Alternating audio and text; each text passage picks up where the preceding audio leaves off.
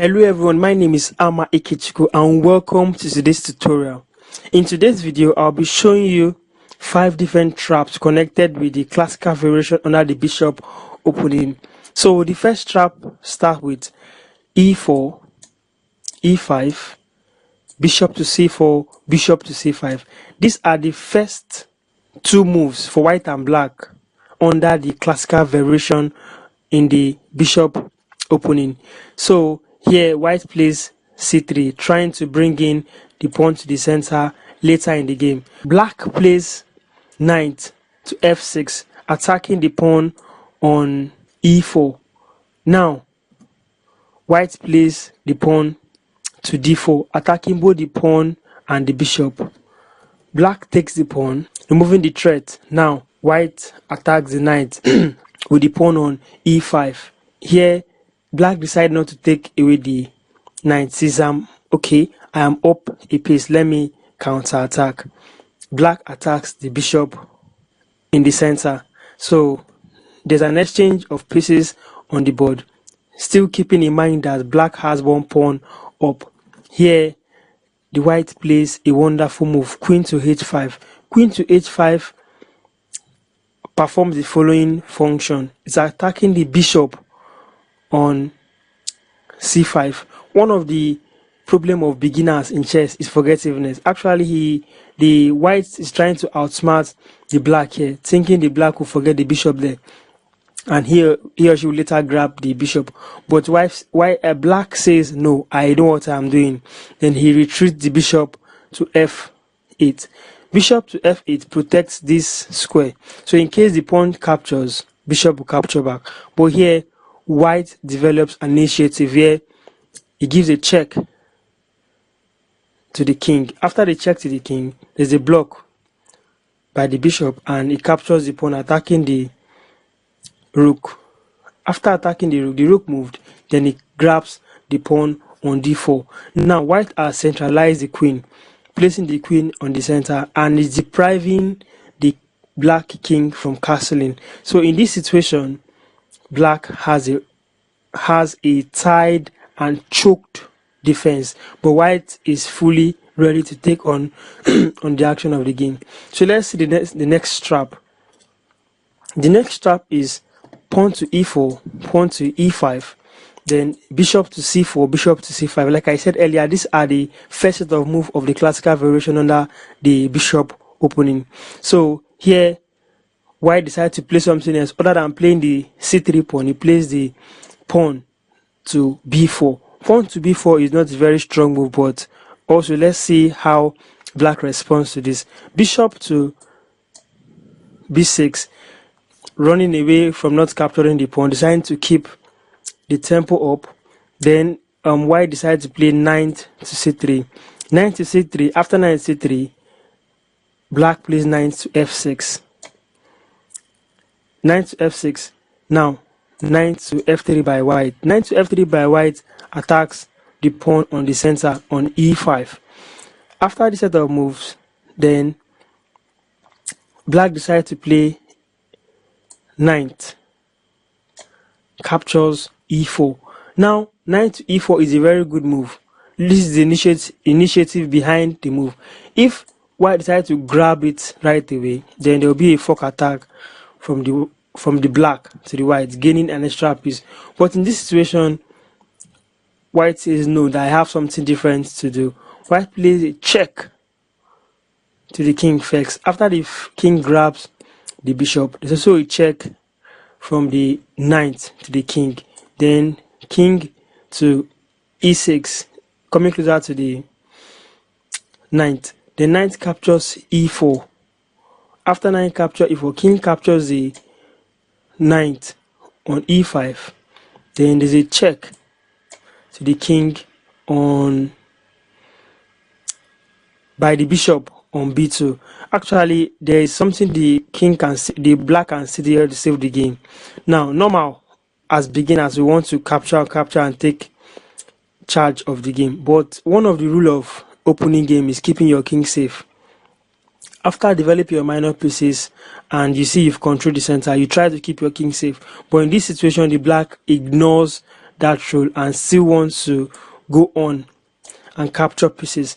Black can still choose to defend this check here by bringing the bishop, blocking this check, and the game can still be longer, whereby the white will still want to create more threat by checking and on and on and on. But in this situation, black says no, let me grab up the knight. After grabbing the knight, there's a checkmate by the queen to the black king, because these squares are already occupied and under attack by the dark square bishop. Then the queen here is giving the check and also occupying the light square bishop. Okay, that's the second trap. Then the third trap is actually with the moves e4, e5, then bishop to c4, bishop to c5. Now from here, let's see what different moves that white and black play to attend to this particular trap. Now here there's a d3 pawn on the board, protecting both the bishop and the pawn. Then knight to c6, protecting the pawn on e5. Now after knight to c6, there is knight to h3 by white. This is a very poor move actually, because by normal rule of chess, we should develop our knight and our bishop towards the center of the board.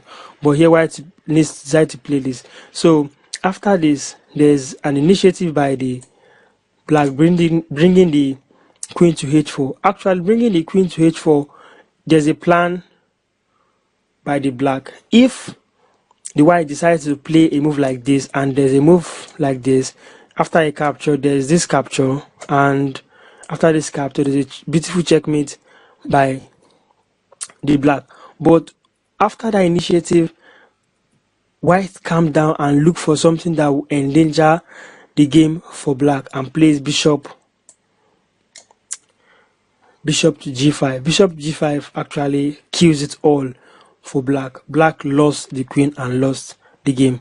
So let's look at the next trap, the next fourth trap, which is after bishop e4, after pawn e4, pawn e5, then we have the bishop to c4, bishop to c5. So from here, what next did the white and black? The white actually plays queen to h5 straight up. Queen to h5 is also a bridge of the rule, bringing the queen out early. But this time around, white decided to play a fast one on the black pieces and the black player, instead of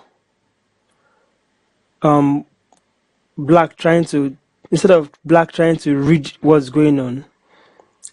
Black should have noticed the threat on this f7 square. Yes, there's a checkmate going on there. So actually he saw that he should have played the queen immediately to this square, to e7 square, both defending this pawn and this pawn. But he decided to play a very low weighted move to g6. After this pawn to g6, queen decided to make a check on the king on e5. After that check on e5, capturing the pawn, is that if the bishop blocks or the knight blocks,